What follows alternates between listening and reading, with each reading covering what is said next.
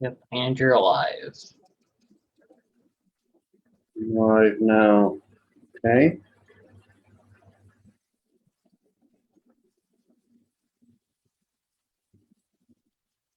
Hang on one moment.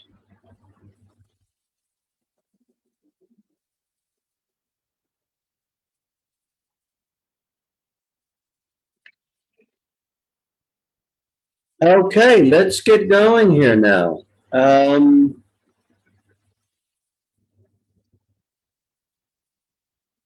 Let's start off by sharing the screen and giving the title of this presentation, Unified Science Biodynamics, the Matrix of True Human Freedom. Now that's a lot to think about all at once there. What's unified science? What's biodynamics?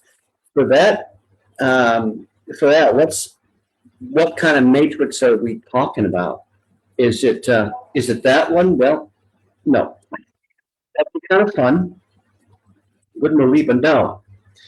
The matrix is what we're in. This is what unified science is all about, and this is what unified science shows us is what we were all missing in school. Now, when we say the word science, I know I lose just about all of you, because we all remember our foreheads hitting the desk when we were getting the boring science lecture. So I sympathize with that, but the unified science is much more balanced, much more esoteric, and we're getting viewpoints from all over the world from all kinds of different sciences in there. So this link at the bottom of the screen you're looking at, resonanceScience.org, will bring you to a free science course which will show you the unified science. And to me, it's just utterly fascinating. I've been caught up with this over the last decade. And I think a lot of you out there that are dialing into this may be just as interested. So check that out. Now, before we go on, my name is Im. And who am I? So on the overall, I'm an environmental engineer. Let me quit being rude here so that you can see me. I'm an environmental engineer, and I've got a couple of engineering degrees, certified permaculture instructor, and been teaching live and online now for about a decade. And I've been all over the world. I am a nomad, and I go all over the place. Right now, I'm coming to you from Egypt, and where the COVID doesn't really exist at all. We are going around like this. Life is pretty much normal, and it's absolutely wonderful. So I would hope that other countries would join in and avoid the facade, but that's up to all of you out there to take action on that as you wish or not. But anyway, back to the unified science. Let me click back onto this thing. It started by an individual named Nassim Haramein, and he was originally just a hippie in a van. Believe it or not, and he does not have a science degree, and now he is the foremost physicist on the planet. Why? Because he's come up with how to solve the unified field theory, what we used to call the unified field theory. That was the big golden chalice that all of us were chasing, and we did not have one way to explain this universe from the very smallest up to the very largest. And he's got that.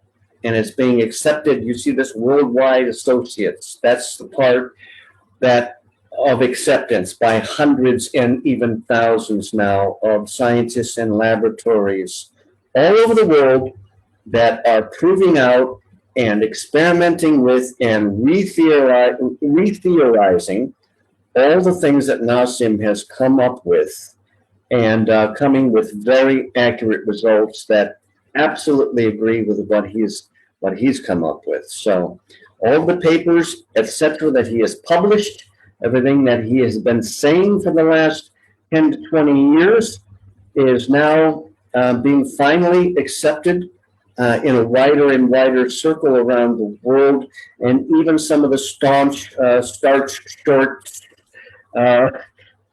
modern physicists who are out there protecting their interests.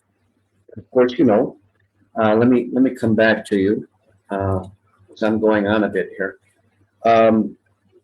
Every avenue of thought, every avenue of industry has a cartel, has a cabal. This is how we operate as humans. Physics is no different. Science is no different. Any of the physics, any of the sciences that are out there in the world, any of the industries out in the world, you'll notice, politics, etc., etc. Even down the street, the local PTA, or what we call parent-teacher association for the schools, are the same sort of behavior. People want to be and remain to be at the top of the hill, and they're protecting what it is that they believe they need to protect in order for them to stay there. In the case of the physics, the modern physics that you and I learned in school, unless you were very fortunate to be homeschooled by the proper individual or to be in a Waldorf school or a Montessori or something like that, all of us have not learned this, unless you've taken, of course, Nassim's course. So the difference now between unified science, to get off the politics now, so you can imagine he's had a lot of trouble being accepted in the beginning, and he does get hampered quite a bit. He does go around with very, very staunch, how do you say this, strong security. He's really got to be very careful because he's the guy. He's the go-to guy. What is the difference between unified science? Why is it so important that this is out now? Why am I talking about it? Why are you hearing me? The difference between it and modern science is the fact that out here is no longer empty space.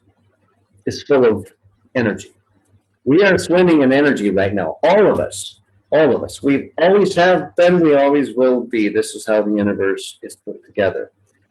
And physics follows these principles of how the energy works. First and foremost, before all of this stuff, all of the stuff that we used to think until a few minutes ago was the entire universe. That's just a very, very small fraction of the universe. In fact, it is loaded up with energy. And what is energy? We can get back onto these share screens. So there's Nassim and some of his group there, just to let you know. They have a few products that are pulling energy out of the vacuum, out of the space-time, or out of the matrix, if you will. Just wanted you to see him there. Unified Science course, the free course, free for everybody, resonancescience.org. Let's just go through these really quick. You tap into there, and therefore you can get this science course fully free. I believe it's now in Spanish and French, so that you can learn in your own language. BioDynamics, what's that? Let me just stop and just give you that really quick. BioDynamics is the net effect of all the cosmic forces that are out in the universe that interact upon planet Earth. It's what we feel energetically and physically, internal to the Earth, internal to our bodies, and on the surface of the Earth. And this is why it's so beneficial in our farming to know what rhythms are going on when. So that's biodynamics. I teach a course called the Essential Biodynamics, and it's on the Udemy platform. Unfortunately, don't let them know I said that, but there's the link for that. Okay, and the last link there is the Indian Biodynamic Association. We're a fantastic group of scientists and farmers that are an ancient lot. They are continuing something forever and ever.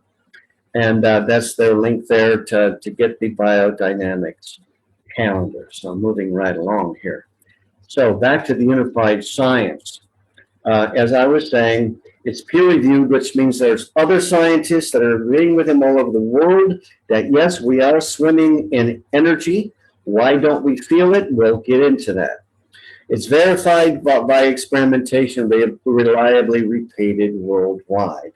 So they are getting incredibly accurate results versus what Nassim has come up with. They're all agreeing out to what he has said, out to 12 to 13 decimal places to the right of the period there. So that's unprecedented in science up till now.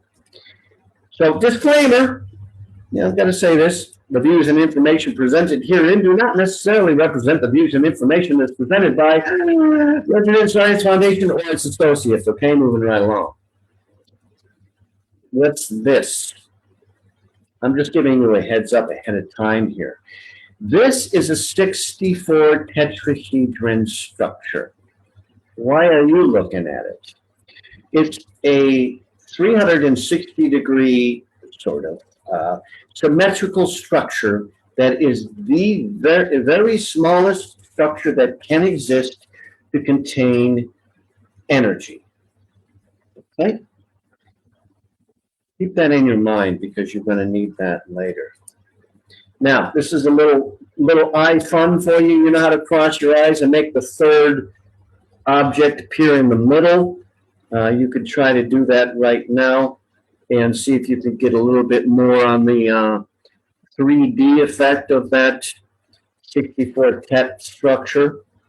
That was just a little fun for you. Now, remember this guy? I just want to give you a little background from the giants that went before, in case you're thinking Nassim is out there running as a lone soldier out there in the physics world. Not at all. He is building on the shoulders of what has come before for the last 120 years. One of those guys you might have heard of is this one right here. Physical objects are not in space, but these objects are spatially extended. In this way, the concept of empty space loses its meaning. Yes, there is no empty space, as I said before. What does it mean to be spatially extended? It means you're not exactly free of each other. You've got something that connects you together. And look at that dude's hair. You want to talk about hippie? I want to have hair like that guy when I'm his age. Okay. Another guy, David Bohm. Space is not empty, it's full. Yeah, keep in mind, folks, this was a long time ago when these guys are saying this stuff, okay? Carrying on, it's full, a plenum as opposed to a vacuum. And it's the ground for the existence of everything, including us.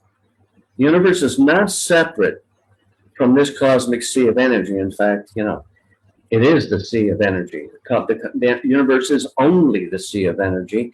You and I are just expressing through it. It doesn't change for you or I or anybody else. And it doesn't matter what it is, even a thought. It's still the sea of energy that expresses all of that.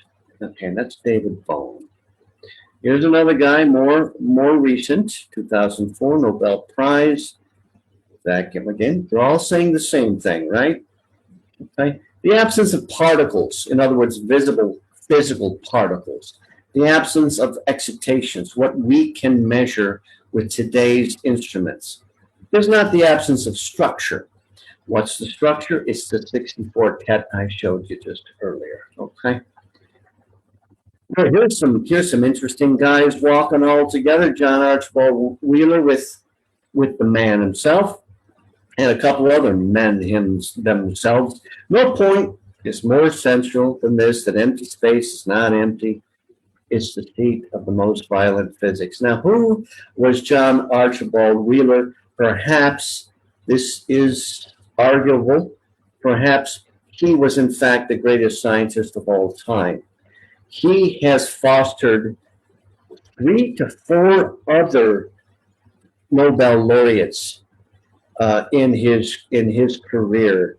He was not given one himself. And why that was is because he was so close, I believe, to the fact to having this unified field theory. He was so close, I can't hardly believe why he didn't get it himself. But Nassim is basically building on what a lot of what he has done. David Bohm, Paul Dirac, and some other names as well. They were all so very, very close. And the most, perhaps another big one that should have been on this list, and I don't have him, is Planck, is Max Planck from Germany from around the turn of the 20th century. He's one who discovered the fact that there is a quantum realm. He's the father of quantum mechanics.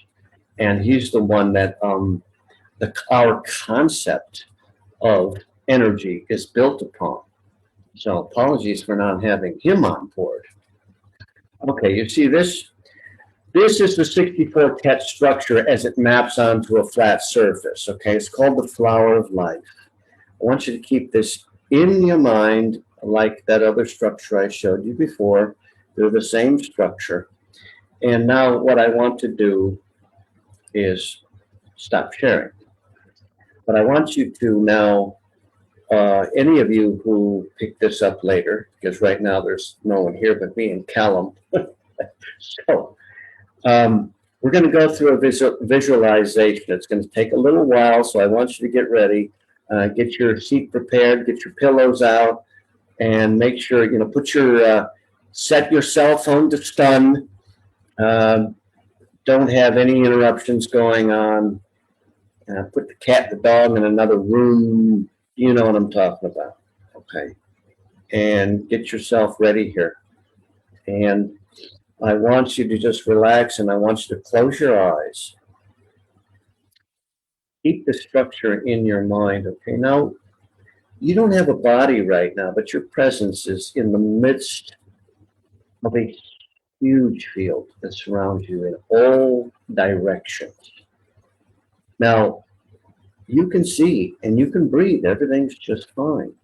As a matter of fact, with your presence looking straight forward of you, let's take some deep breaths so you can get used to being where you're at, okay? Take a... and let it out.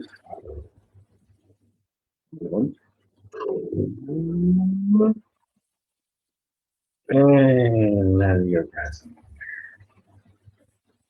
That's just kind of fun. Okay, so you're sitting there without a body, and you're just kind of looking forward. And let's give it a nice, let's give the field that you're in a nice light color, something not too interruptive, like a pastel yellow or something. Okay, and it's not empty. You're kind of in this a soup or a matrix or a plasma, let's say, but you can breathe and you're fine. Keep your eyes closed. Now, I want you to do something quite violent, although it's not going to affect you. Ready? I want you to shoot upwards above your presence, well faster than the speed of light. Go up, go faster than you could ever imagine you could ever go, anyone could ever go. Go faster than thought. Go there, keep going up. Keep going. When you feel like you've gotten as far as you can go again, go further, go up, well beyond speed of light. Go, keep going there. You finally start to curve a bit. You're at the edge where even light can't get out. You're at the edge of the universe. Now I want you to go at the same speed downward, back to your presence there at the center. Okay, let's go down. Go there. Go. Keep going. Imagine it's going so fast you cannot see anything. It's all one big blur to where it's nothing. And you're back to your presence. Okay. Take a deep breath. And let it out. Okay, ready? I want you to go down below you now. Ready? Go. Below, go down, down, down, down. Keep going, faster, faster, keep going, keep going. Shoot down, but it's blurring, you can't see anything. Go, go, keep going, down, down, down, down, down, down, and now everything curves. Nothing gets out here. This is the edge of the universe, okay? And I want you to go head back up to where your presence was in the beginning, in the center. Ready? Go, up, go, go, go, go. Make it all the way back up. Go, go, keep going, keep going. Don't get bored. Don't let me lose you. Keep going. Stay with me. Keep your eyes closed. Keep going, keep going, keep going. Move, move, move, move. Zoom, zoom. Okay, you're back to your presence. All right. Now you know where your sight is. Well, you've got your eyes closed, but your eyes are sort of pointing in the forward direction. Why don't you go there? Ready? Go forward. Now, go forward. Move, move. You're going. Go, go, go, go. It's one blur. You can't see anything. It's so fast. Keep going. Keep going. Go. Move, move, move, move. You're moving. It's blurring. You're moving. You're moving. You're moving. Go, go, go, go. And it curves. You're at the edge. I want you to come backwards and back into your body and get back into your presence to go. Ready? Go back, back, back. Go. Move, move, move. Blur, zoom, whatever you need. Go. Move it quicker, faster, faster, faster, faster, faster. And you're back to your presence. Now I want you to go behind yourself. Now stay with me. These are all necessary. Whether or not it feels like it, they're necessary. Now go backwards. Go. Move. Move. Faster. Faster. Faster. Blurring. Go. You can't see anything. Move. Move. Move. Go. Go. Go. Back. Back. Back. Back. Back. Back. Back. Back. Keep moving. Keep going. Keep going. Stay with me. Keep going. And it curves. You're at the edge. I want you to come back again. Stay with me. Keep your eyes closed. Forward. Move now. Go. It's blurring so fast. Go. Go. Go. Go. Go. Go. Forward. Forward. Forward. Forward. Go. Go. Go. Keep going. Keep at it. Keep going. Stay with me. Keep going. Okay. Now you're back at your presence. Left. Go left. Go. Go. Go. Just keep going. Keep at this. Keep doing these. Keep going. You've got to do this. Keep going. Blur. You're blurring. You're going as fast as you can. Go, go, go, go. Faster than you can imagine. Move, move, move, move, move. And you curve. Back now. Stay with me. Have patience. Keep your eyes closed. Move back to the center. Go, go. Move, move, move. Go back, go back. Move faster, faster. You're back in your presence. Now go to the right. Move, move. Keep going. Right, right. Keep moving, moving. Right, right. Move, move, move. Move, move. You're moving, you're going, you're moving. Okay. Now, you're back in your presence. You've just traversed all cardinal directions of the known universe, of the known and measurable physical universe. You had traversed from end to end in all directions 93 billion light years. That means if you were moving at merely the speed of light, it would take you 93 billion years to go from one end to the other, but we did it in a matter of moments. You're welcome. All right. Now, I want you to keep your eyes closed, and I want you to focus on a point about 1 foot in front of you. Excuse me. Now, there's this point, and with the same speed that you moved your presence before, I want you to scale downward, to scale smaller and smaller and smaller. Ready? Go. Scale down. Small, small, small. You're past the atoms and molecules by now. There's no particles left. Keep going. Scale down. Go, go, go. Smaller, smaller, smaller, smaller. Scale down. Down, down, down, down, down. Scale down, scale down, scale down. Finally, you see, imagine you see a small line out there, a small segment. That's what's called a Planck's distance. This is the smallest distance that exists in the physical universe. I want you to take that segment, I want you to spin it all around, and I want you to imagine that you've created a sphere, a glowing sphere. Let's give it a soft blue glowing color. And inside that sphere, you place that 64 tetrahedron structure inside that glowing blue sphere because you spun the Planck's distance around. Okay? That is what is known that you've created just now. That's known as a Planck oscillator or a Planck spherical unit. We call them PSU. This now, where you're at this small distance, this very small scale, is the building block of the entire universe. Everything, even thought, even consciousness, everything is made up of this. I want you to go smaller. I want you to leave this as a giant object in your wake. Are you ready? Go smaller. Go, go, small, small. Keep going, keep going, keep going, keep going.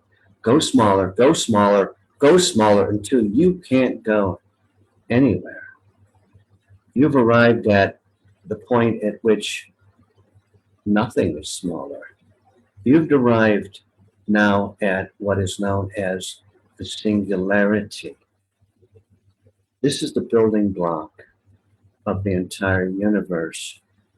Physical, non-physical, conceptual, non-conceptual, spiritual, and whatever all of that is. We do not define that here. What we do is put you there so you can get a relative placement of where everything goes in the universe. Now, I want you to scale back up and come back to your Planck oscillator, your Planck spherical unit, your PSU. Scale up, up, go, go, go, go. Go with amazing speed, up, up, up in scale. Get larger, larger, larger, larger until you see this in front of you again. Now we're ready to build a universe. This is not fairy tale, folks. I've got to interject at this point. Keep your eyes closed. This is fact. This is actually what is being observed with instruments, with theory, with experimentation, with all of the science we can throw at it. This is the best universe we've got. And it is the most accurate universe we've ever had. So stay with me here. Now, you see this one glowing sphere in front of you. Imagine that the space around it is full of these glowing spheres, and there's just billions and trillions and gazillions and uncountable multiples of the same thing that you created, all wedged up against, very tightly against each other, and they're all in there jockeying for position in a kind of a violent, roiling fight, unstopping, buzzing, sort of glowing sort of violence going on all around you. And then you'll notice that it is also going inside of you, although you don't have a body right now. You're expressing through it. It makes you up. Even your presence, even your thoughts and your consciousness are being made up with these things, and they're everywhere, and they are filling up. You remember going and doing that arduous travel throughout the gross physical aspect of the universe. You remember that, yes? It's full of these things all the way through. There is no gaps anywhere. There is no empty space anywhere. Imagine the amount of energy we're talking about now.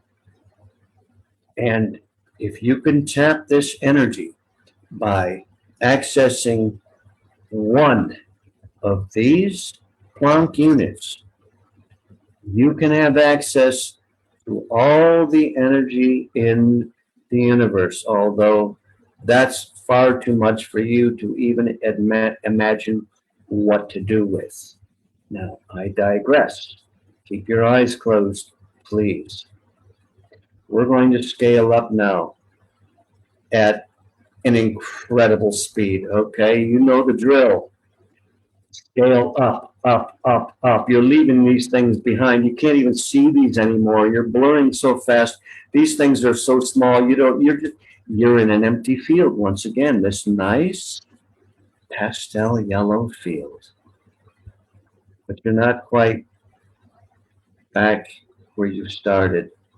Now you're looking at a ball or a sphere, let's say, of many Planck oscillators, although they're too small for you to see, but you do see one glowing sphere in front of you now. Imagine this. This is what we know as a proton. Protons are what makes up the physical universe. You're looking at a proton which is made up of 10 to the 60, 10 followed by 60 zeros of these Planck units in the interior, and 10 to the 40 of these Planck units tiling the surface of the proton. Every single proton in the universe is exactly this. There is no difference. When you make one, when you can conceive of one Planck unit, you can conceive of the entire universe, because as well, all the protons are the same. The proton is now the building block of the physical universe. The gross physical takes on from this point forward and is consistent. Once you know how to do this far, you can build yourself your own universe. This is how it goes. It's all relational. The numbers are consistent. We keep seeing the same mathematical figures and constants throughout the universe in various capacities, and it remains consistent all the way from the very small, where we saw the Planck, that's called the quantum realm. Where you're at right now, staring at that proton, that is the gross, what I call the gross physical realm.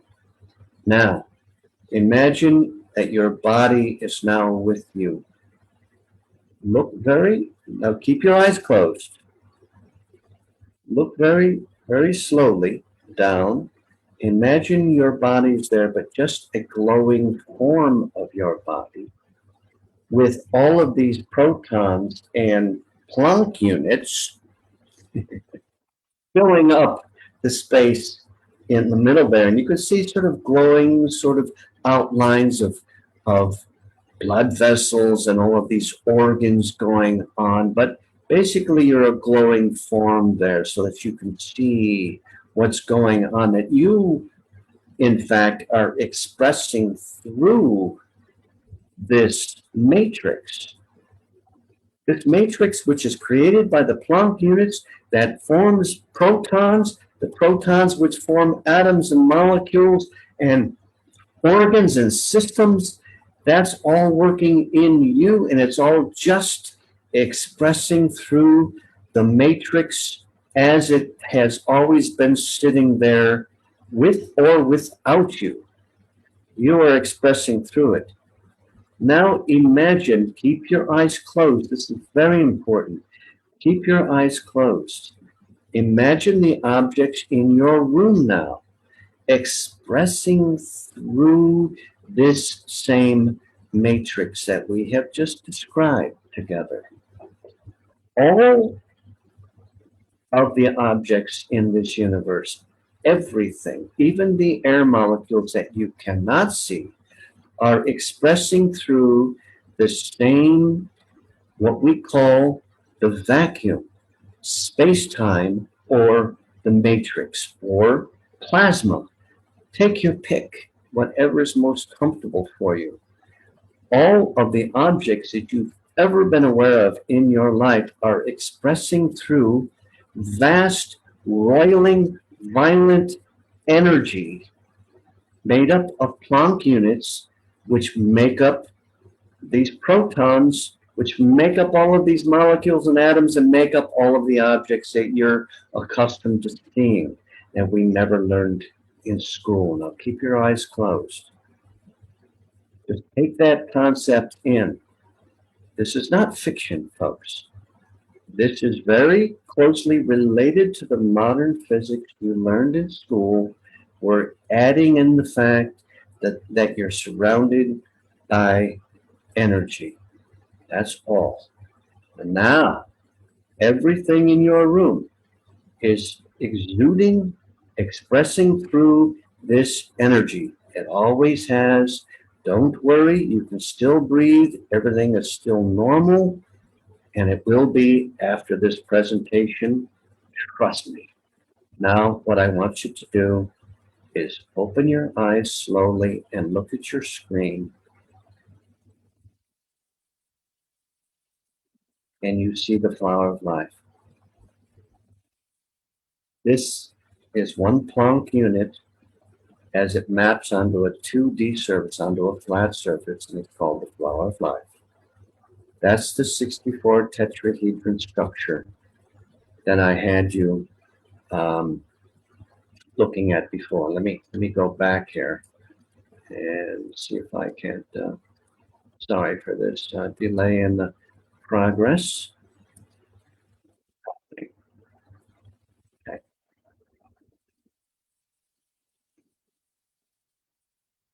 So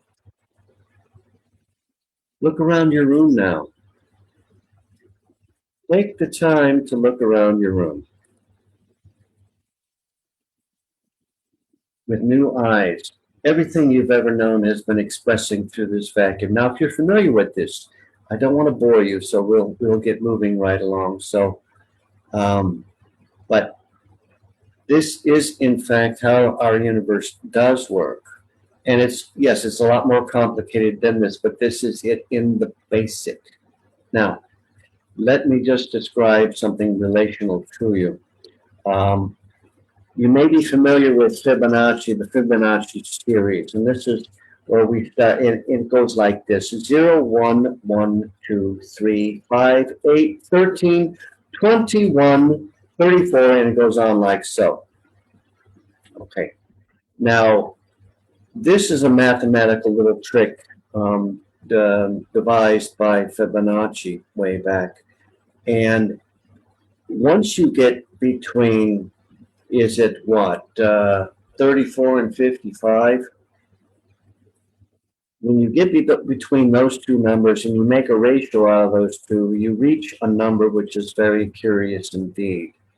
1.618. That is known as phi. Now, there's different phi's in physics, but this is the phi, which is the geometric phi. And it describes quite a lot in the universe. Once you get to that degree of development in the Fibonacci series, let's say you start out with the 0, which is the singularity that we talked about, if you remember, and you go up to 55 and 34. You get into there, you get into that ratio. From that point on, all the way into infinity, which means it never stops. Let me get back to you here. Which means you scale up into the cosmological and into the universe itself, into universal scale. It is consistent at 1.618 at phi. What that means is the laws, the principles, the constants, all of the formulas, you name it, anything that describes objects at 34 and 55 number scale, all the way up to gazillion scale, those are all consistently using exactly the same physics. That's how the universe is put together. That's it in a nutshell. Okay, that's how simple it is. We see all of these constants constantly repeating themselves throughout the universe. For example, let me give you one example. There's just a ton of them, but let me give you one. From the distance from the Earth to the Sun, it's 93 million miles. Do you remember I told you that the universe from end to end is 93 billion light years? Now, the scale is different there. That's why we're using billions of light years on one and millions of miles on another. But it's curious to see that 93 is a sacred number. This is what we call sacred. It's nothing to do with religion. You can consider it spiritual if you wish. This is up to you. What it means is it is consistent with universal dynamics. That's what in unified science is what sacred means. Okay, just to make that distinction. Let me talk about the Great Pyramid for a second, because I'm here in Egypt. I'm doing studies on that right now. The pyramid has an original height of about 481 feet as its height. And it's got I don't know what this is, but it's got a circumferential distance around the base of it. And that's a certain value, although I don't know that right offhand. But when you multiply both of those by 43,200, the height times 43,200 comes up with the let me see if I can get both hands in here. Where's my finger? Okay. Well, this is confusing. You get the equator, not the equator, but the radius of the Earth that is directed through the poles. The polar radius of the Earth is what you get when you take the height of the Great Pyramid times 43,200. You get the circumference of the Great Pyramid times 43,200. You get the circumference, the equatorial circumference of the Earth. Now, why is that? Now, I want to explain something here. This is something that the ancients knew. Now, this is getting a little off topic, but I'll go there just for a moment. What the ancients, the far ancients, and I'm talking about Ice Age people now, because this is when very likely when the Great Pyramid was in fact built, according to all the scientific evidence that we now have.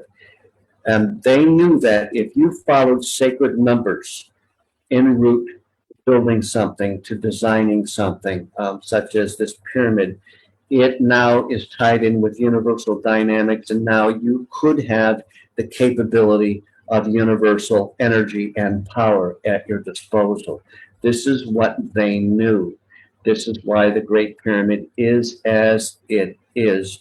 And we are on the cusp, right at the edge of figuring that out. The great hope of this presentation right here is that you will understand the matrix of true human freedom. I'm finally getting around to explaining that. What that means is that we are at the edge of understanding, right at the verge of understanding how to pull the energy out of this universe, out of this matrix of energy, this roiling sea of violence that we are all expressing through as equal beings. We could have all we ever need right here, or right here, or right here, or right anywhere.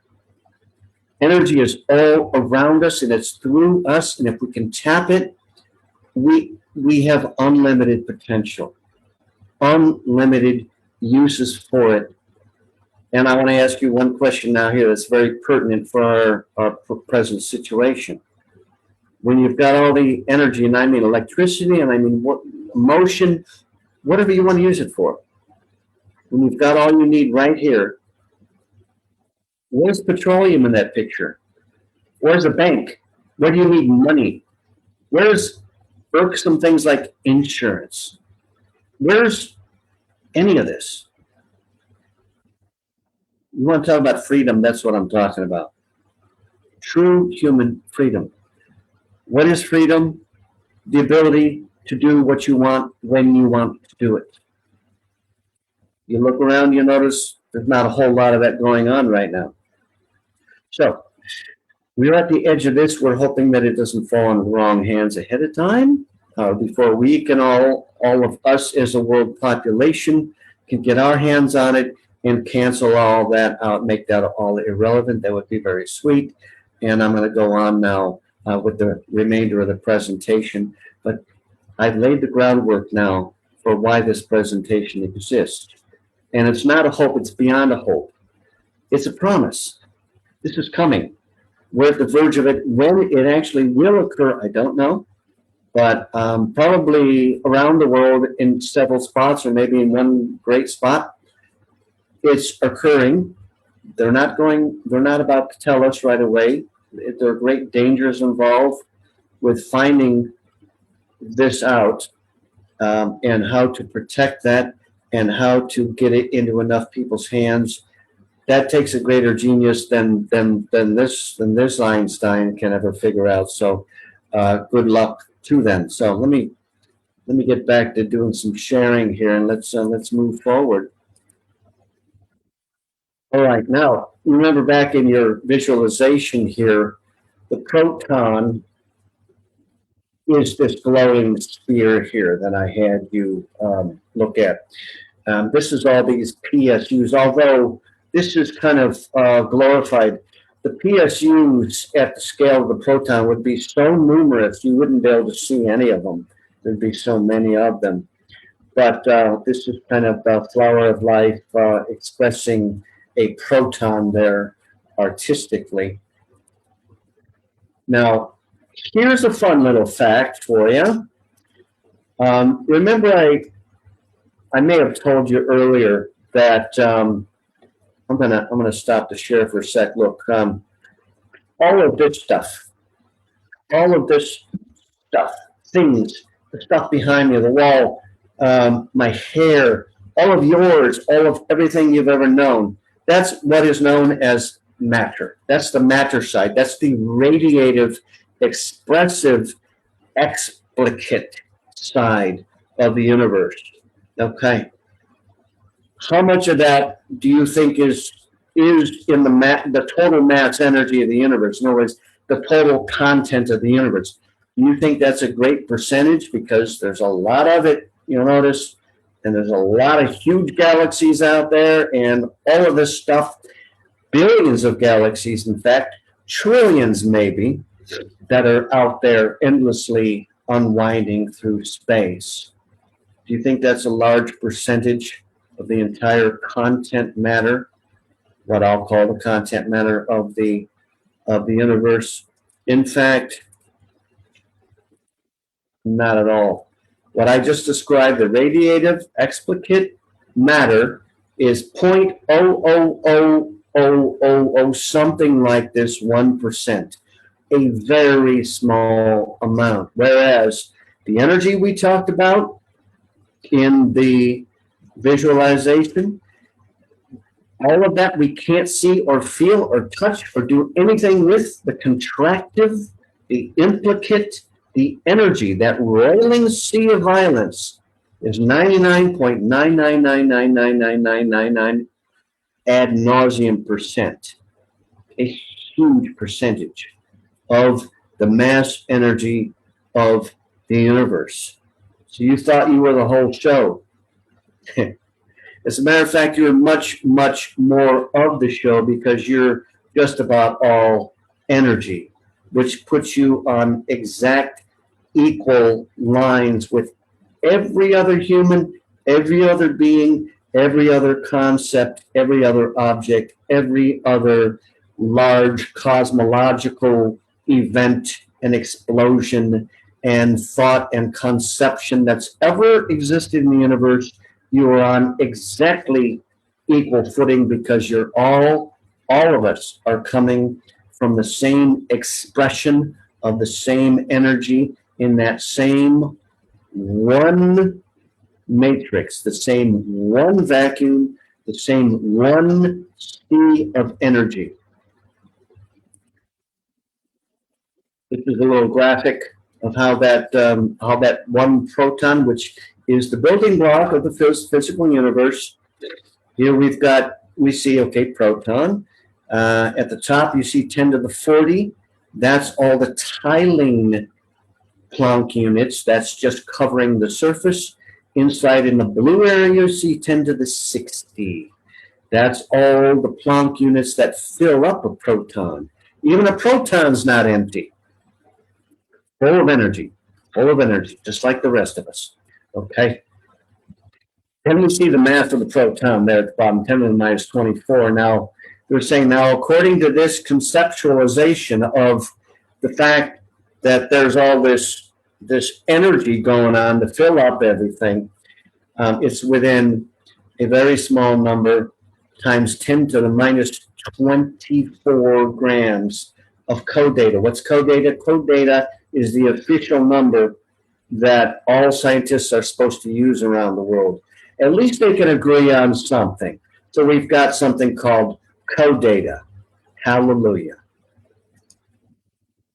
Well, this tree of life, this flower of life, there's so many examples, ancient examples. Remember I was talking about the far-off ancients knew this stuff?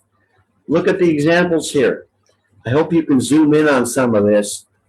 The Osirian temple in Abydos, Egypt. I just was to see that in my own journeys and doing my own research a couple of weeks ago. That's at the top left. And it shows up all over the place. Austria. It's in King Herod's palace. You know, Bulgaria. I mean, it's everywhere. It's in India. It's you know, there's no China.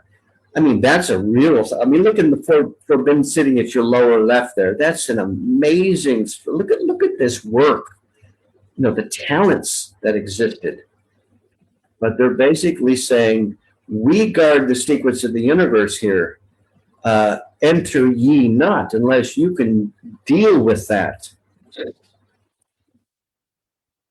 And here's the flower of life symbols right there at the Osirian temple. Very heavily guarded temple. The police were all around there. Didn't let me goof around at all. But here's what's interesting about this. You see this. It is not a laser burn. It is not a pencil mark. It's nothing that can be removed, and it goes deep into the rock. What is this? We have no idea how to replicate this in our current technology. This is ancient. The Osirian temple is at least 10,000 years old. I believe it is also Ice Age, and well back into the Ice Age is when this was created. And as a matter of fact, when Seti I was creating his temple, because they had very accurate measurements for where the temple should be, they knew things, folks. So he was building his temple, and guess what? He ran right over this Osirian temple. And he knew damn well he could not build his temple over an ancient temple that he did not build himself, obviously, because this was like many feet down in the ground, he then took a left turn on the design of his own temple, which is what no other pharaoh before or since has had to do. That's not how they build temples. But out of respect, and because he knew he could not invade his energy with this energy, he avoided this, and therefore this is out. The Osirian temple is out in the backyard. Now here's that entrance to the Forbidden City. A little bit closer look at that. Now, isn't that just some amazing kind of a lion? Look at the workmanship on this. But the Forbidden City, whenever that was, it wasn't too terribly long ago that that was created. But obviously, they knew something of this unified science, or at least of this universe that we're speaking about tonight, because they're letting you know that we're serious about our energy. We don't let anybody come in here that's goofing around. Now, when it comes to the Judaic tradition, the first known, this painting drawing is the first known depiction of the Hebrew God. And it's an equilateral triangle, or a tetragrammaton. It's perhaps a pyramid if we could see the side of it. But anyway, it's not an old man with a beard sitting on the throne. It's a geometric thing, which is consistent with what we're laying down here. The universe is largely is geometric in nature. If you look at the Planck units themselves, those are geometric as well. So moving on from this, we have an adage. I say we. There is an adage to the unified science and to the ancient knowledge and to a lot of spirituality. They've been saying this, every they in the book have been saying this since well before prehistoric times. As above, so below. That means if it exists on the large scale, it exists on the small scale, and how small? Smaller than you can imagine. Okay, the birth of a brain cell, the universe, birth of a cell, death of a star, an eyeball, the nebula. Are these coincidences? There are no coincidences. All right. So at this point, I'm done with, let me check the time here. I've got about 1 hour. Okay, we've run about 1 hour. That's all right. How many folks have we got here? Me and Callum. Okay. So I will continue now. Just to tidy things up, because in giving the presentation, I didn't give 100% of the details. What I want to do is to tidy things up now with the unified science, with the universe, actually. Now, you notice if you go back to your visualization, there was a glowing object there in front of you, this Planck unit. As it turns out, everything that exists in this universe is surrounded by a glowing field. What the glowing field represents, or what it physically is a completion of the energy of all the Planck units, all the protons, all of the systems that are going on at all levels throughout an object. In order to complete the energy of that, it has a glowing sphere around it. Now, non-living objects, what we consider non-living, the table, the stone floor, all of that, will have a very tight sphere around it, but they still have a glowing sphere. If we have the technology with which we could see it, then we will see it. It will be there. We have what is known as a morphogenetic field. Every human being on the planet that's still living, and some that are dead, which is curious. But we've got this egg-shaped sort of a thing which completes our energy. A lot of folks are saying, a lot of energetic scientists are saying that we're actually out here. We're not just this. And as a matter of fact, we're more out here than we are in here, because this is the physical expression of everything, all the information which feeds in here. And this is relatively new information. It's ancient, very ancient information that on the mainstream scale of things is now fairly new information that it's going to take a while, I believe, generations for people to catch up with this, to get used to this being as a factor, being a scientific thing. So even certain folks that might look at a presentation such as this, they will be screaming conspiracy theory, weird science, and all of that sort of thing. This is why we do these things, right? This is why we have these presentations, to put these things out there so that we can challenge the very one-sided viewpoint that we quite often are exhibiting in this day and age. All right, moving right along.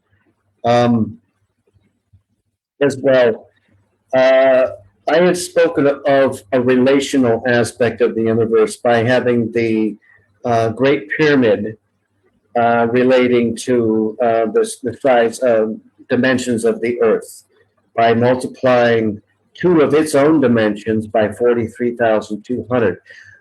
Well, the number there that's of note is 432. That's a sacred number. That shows up all over the place. Now, I'm a guitar player. I tune my guitar to 432 hertz. There is also a cave, and I love it at that scale. Now, mathematically speaking, all of the musicians around the world tune their instruments mostly to 440 hertz, because that is a mathematical exact harmonics. It actually it does a complete sort of a multiplicative effort progression from one end of a scale to another, and it can be subdivided and all that. All of the sounds and the music of the universe needs to be mathematically correct. Although I love the sound of 432. There's a cave in northern Thailand called the Cave of the Four Winds. There are monks, Buddhist monks, that are praying in there, and this cave, it comes from all the four cardinal directions and meets in the middle. And the resonant frequency, that is the overall dominant frequency in the center, is 432 hertz. This frequency has also been recognized as being something very biologically important on a biorhythm sort of a basis. This is why I like to tune my guitar to it. It feels better to me, although not every instrument is going to agree with that. Guitar is a little bit unique there. Okay, let's go on to the second part of our presentation tonight, and I'll go through this fairly quickly. The essential biodynamics. Okay, again, what is biodynamics? I'll say this again. Biodynamics is the net effect of all cosmic forces upon planet Earth. That's the quick and easy description. What does it affect? It affects everything. The Earth is not floating free. Nothing's floating free. We just learned that, right? Now, this is where the unified science starts to become applicable to things that we can utilize around the house and around in our lives and in industry. In this case, biodynamics is primarily used in farming, but we can use it in our own health maintenance and in our own well-being as well, because it is, in fact, the universe acting upon us. Okay. Moon dance. Now, largely, biodynamics is centered around the moon.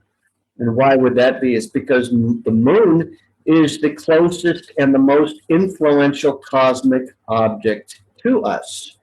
The moon is a very large thing to us.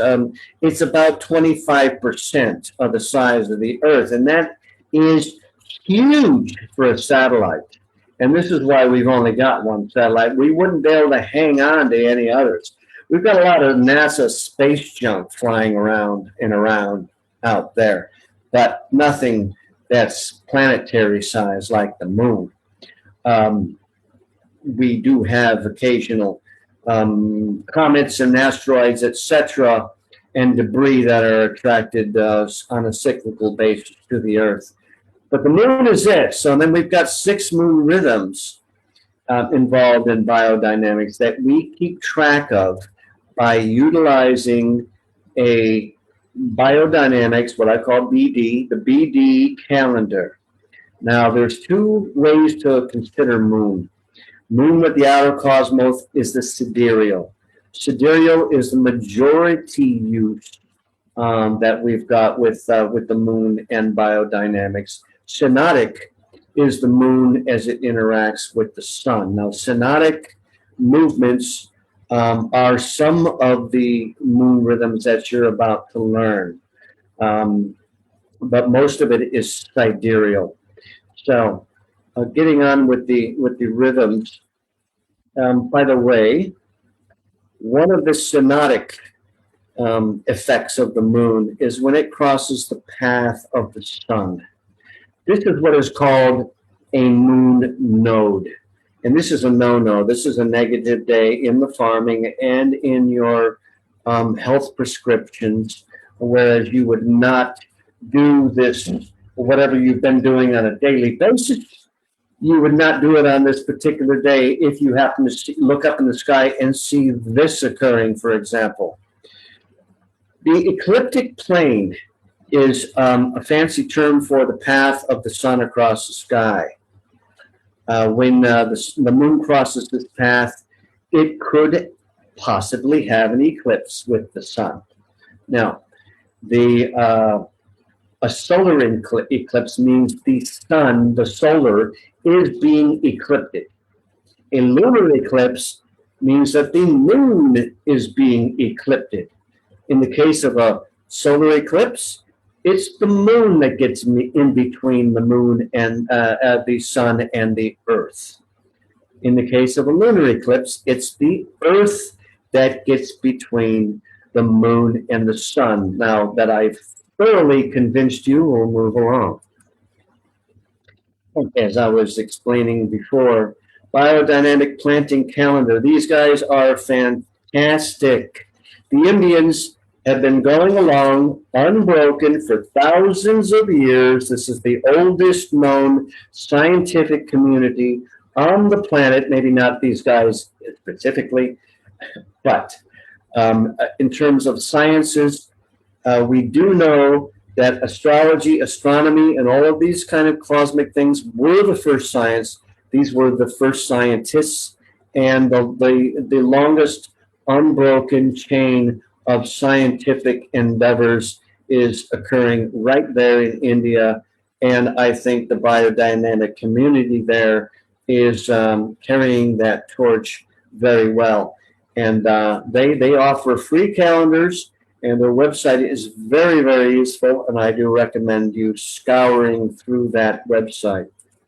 Now, this is why I love this calendar, and I use no other. And when I teach biodynamics, I teach using the Indian biodynamics calendar.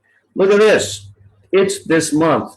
Well, if you happen to be looking at this on another month, this is June 2021, all right?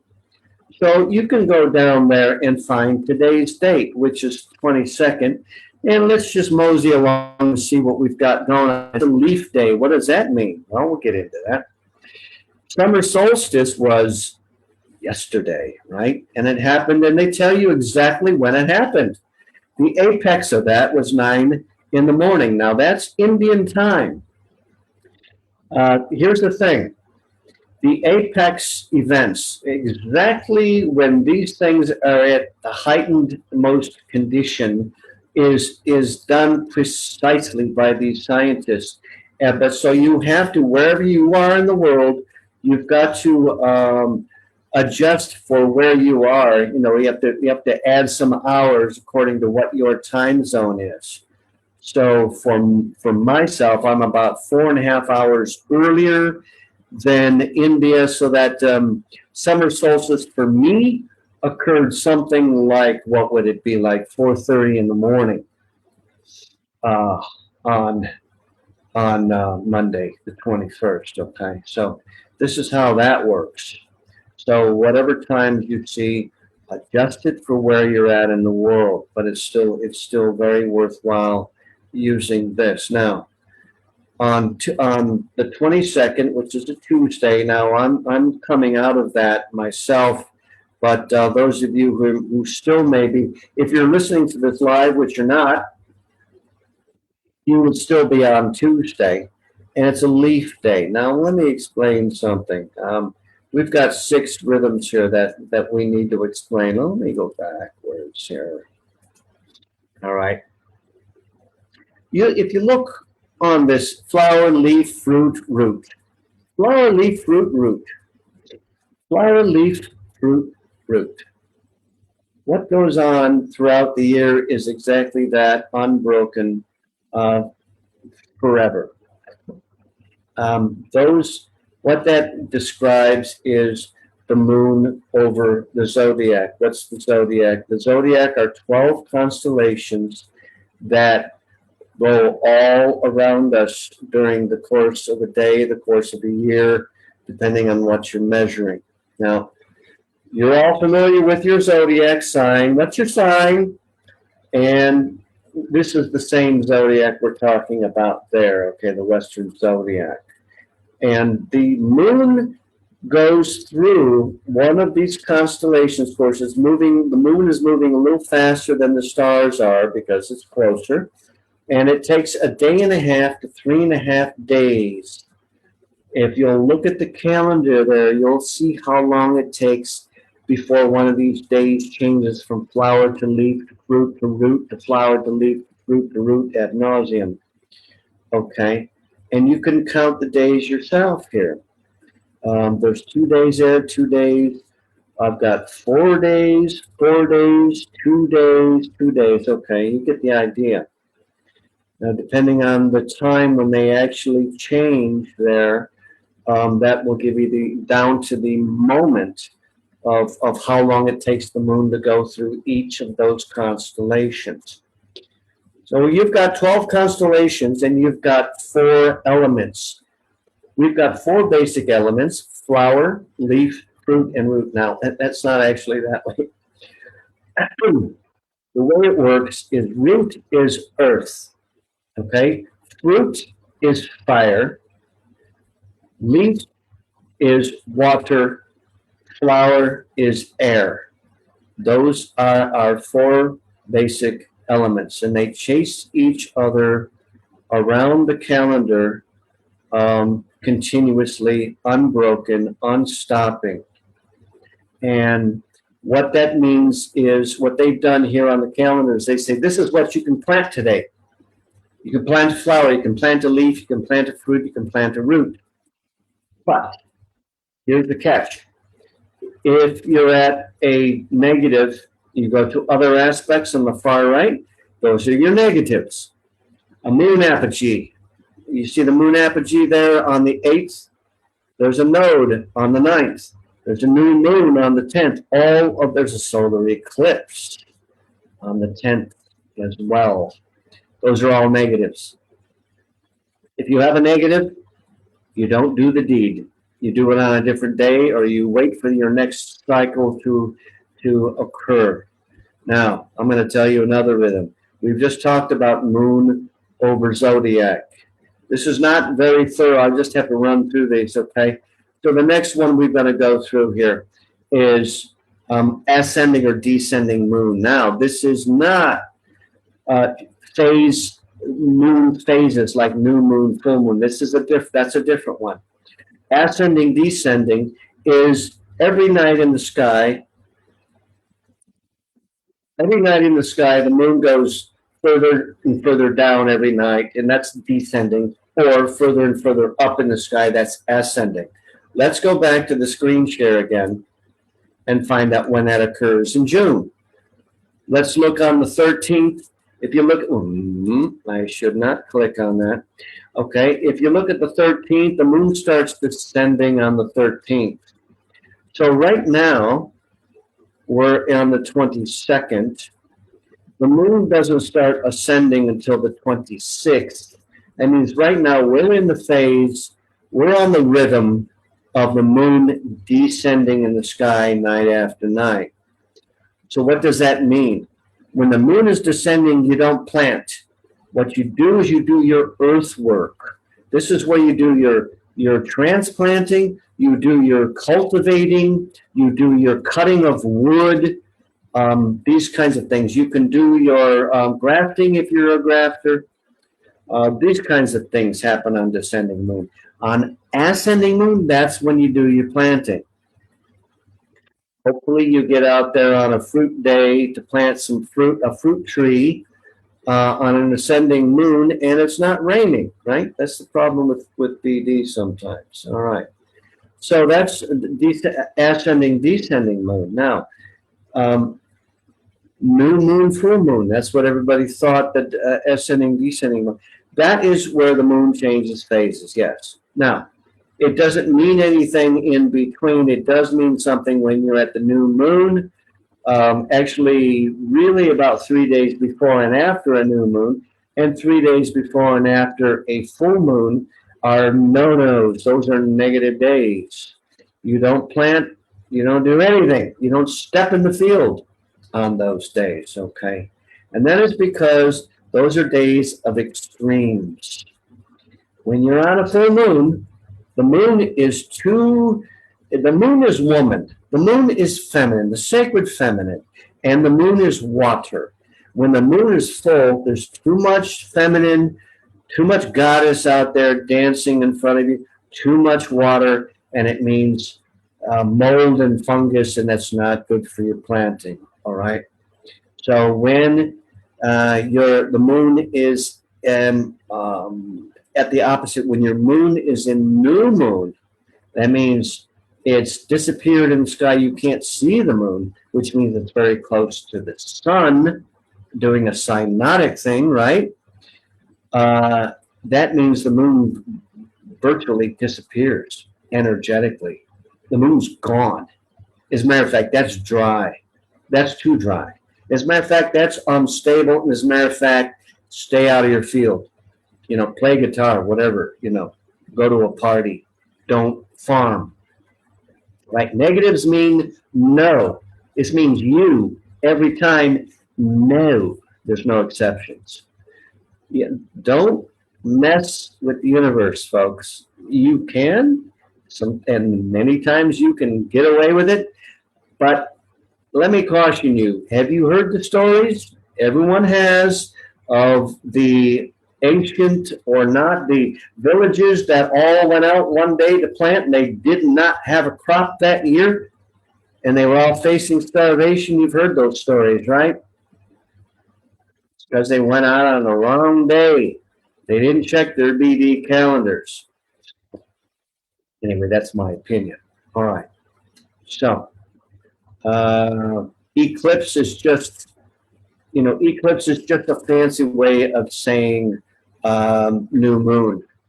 You'll notice it's happening just about, it's very funny. The new moon, look at the 10th of June there on your screen. New moon at 1623, solar eclipse at 1613. It occurs, the apex, where the new moon is at its apex, is 10 minutes after when it had a solar eclipse. Is that interesting to you as it is to me? It seems it would be at the same point, but no. Okay. So here's a really nice rhythm. Moon opposite Saturn. Now, the moon is feminine. The moon also means calcium.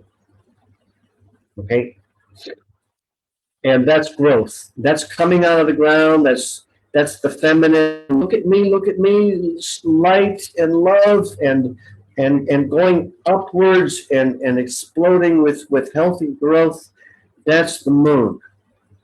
Saturn is the masculine, a very strong masculine presence. Once a month, the moon and Saturn get opposite the Earth. The moon's on one end and the Saturn's on the other end. And on many months, you can nearly put a pin through the Earth and catch both on both sides. The Saturn being the masculine, it is the silicon, which is the girth, which is the strength of the plant, which is how likely it is to survive all of that crap that goes on planet Earth, all the dramas that go on in a farm field. It's the same as we've got out here in the human world. Nothing changes for any form of life. No rest for the wicked. So moon opposite Saturn is a wonderful day, as it turns out. This is a positive. You've got optimal calcium on one side, and you've got optimal silicon on the other side. It's a wild card day. You can plant anything you want. Well, not exactly, but it's a very good day to plant on. Let's just suffice to say, okay? Moon opposite Saturn is a day that you want. Now, what we've got going on the 15th is moon opposite Saturn, right when we begin a fruit day at night. So actually, since that occurs at night, if you're in India and it happens at 9:44 at night, it means for the rest of the day, earlier in the day, you're still in leaf mode, which means you're still in water mode. So you can plant all your leafy stuff. And please do, because moon opposite Saturn, man, you're going to get some good stuff. All right. So, oops. Here's, I believe, the last rhythm. Moon, okay, apogee, perigee. Now, apogee, perigee are the extremes, distances from the Earth with regards to the moon. Okay, apogee. Think of apathy. Apogee is the furthest away. When the moon is in apogee, it becomes very apathetic. It's way out there. It sort of disappears again. It's dry. It's an unknown. It's very uncertain.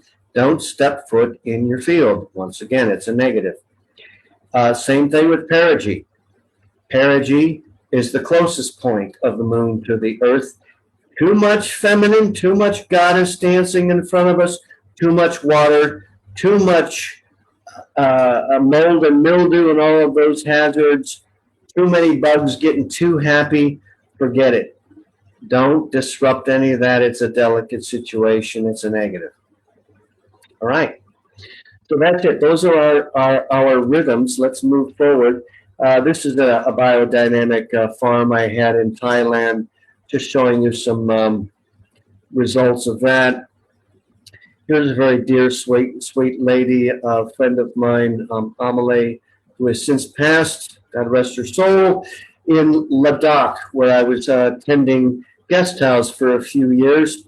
And you see, she keeps her own, those Ladakhis, they don't tell me what their biodynamic system is, but they keep a schedule. They have a certain system, and they do quite well, as you can see.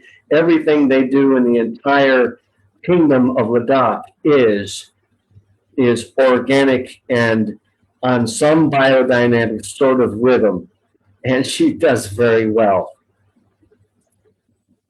And of course, if you grow biodynamically, there are many kinds of benefits with many different kinds of plants.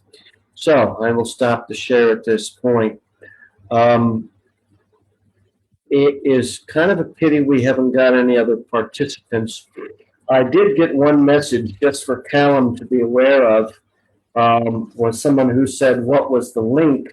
Even though I had sent them the Facebook link where that they could dial into this. I assume that this is going to have a different link later on as people are able to look at all of these videos. They were unable to catch something like 300 or something during World Unity Week, which is really doing a fantastic job with this. So kudos for you guys for really being on top of things. And I appreciate you giving me this opportunity to bring this out. Now, we're going to go back now just for a moment to finish this up, because I don't have a QA that I can give anybody. There's nobody here.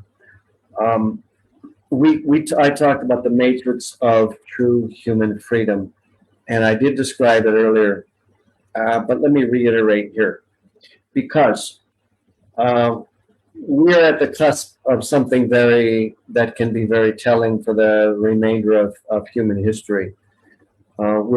We're all being put in a lockdown. Some of us agree with this. Some of us think this is very sensible and trust their information sources, and that's fine. And I'm not here to create controversy.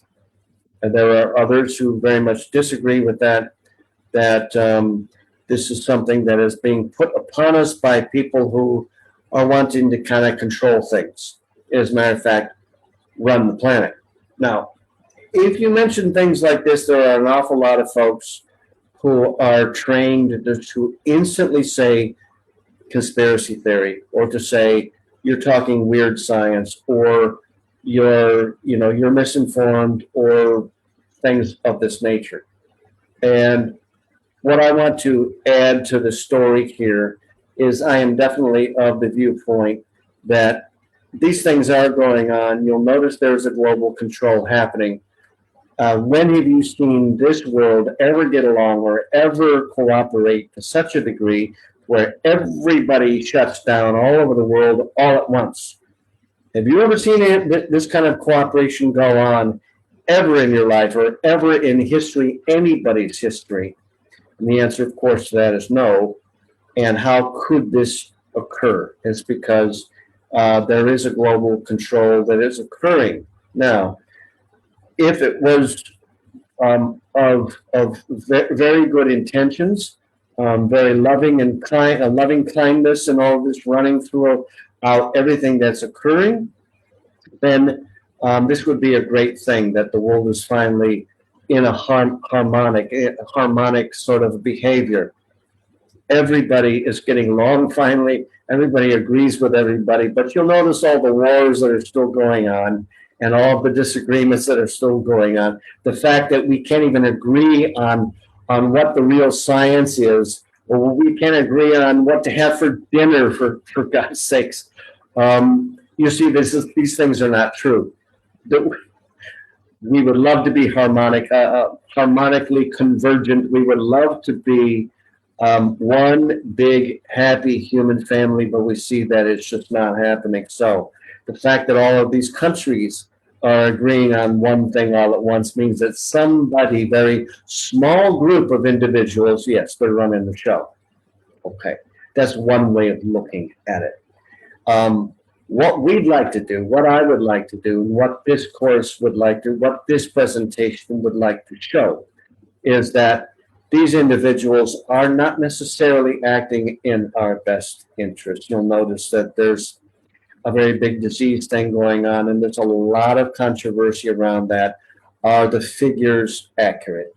And most of us think, well, and just about all of us think, no, the numbers are not accurate. They're pumping the numbers up. If they needed to pump the numbers up, what would the reason be for needing to pump the numbers up? And that's not a nice answer. So it all points to control. What I'm looking at here, what I'm talking about here, I'm getting pertinent now.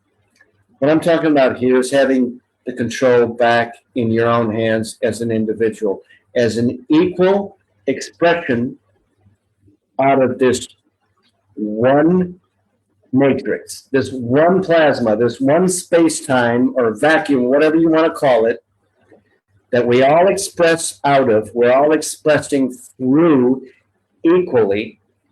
We can all have our own control. When we learn how to pull the energy out of that vacuum, out of that matrix, and we've made it. We're there. And in that note, let me see if I can find the right thing here to finally. And I apologize, this clumsiness. Uh,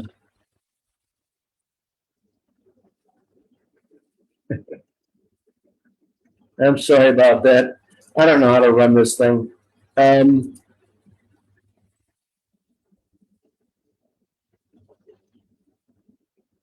I don't know if I can get help with this.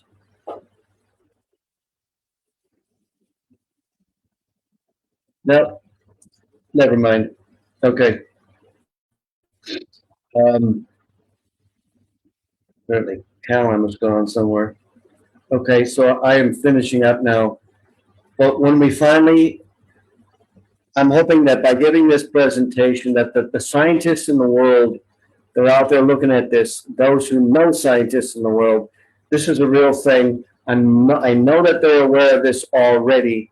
I'm just giving details on it to encourage all of us to give them money, give them support, whatever is necessary, all the people that are working on this, as soon as you can, as much as you can, your time, your effort, your volunteerism, your cash, your facility, anything. Please donate this to this effort, because this is us in the balance. This is the fate of humanity in the balance, what's going on right now. These are the beginning movements of this global control. They're already talking about going cashless society and doing this vaccine. The vaccines are meant to kill more people. That so many people are convinced in the government measures, they're listening to these people, and we're going to see a lot of people dying. I don't mean to be negative. I don't want you to switch me off. I really don't. But these things, we're going to see this occurring in droves very soon, starting from now onwards. And when that starts occurring, please, I hope I'm not the only one saying these things, because we need assistance on this that I'm talking about in this presentation more than any other single thing, in my opinion. Once we have this control, we are able to provide enough power, enough energy to each individual on the planet to make everyone independent. This is what I'm about. This is what I'm after. This is what I am presenting over. And this is the real meaning of why you're looking at my face right now. And I am very happy to have been here. Thank you for listening. If you've made it this far, you are some kind of hero. And again, my name is Im.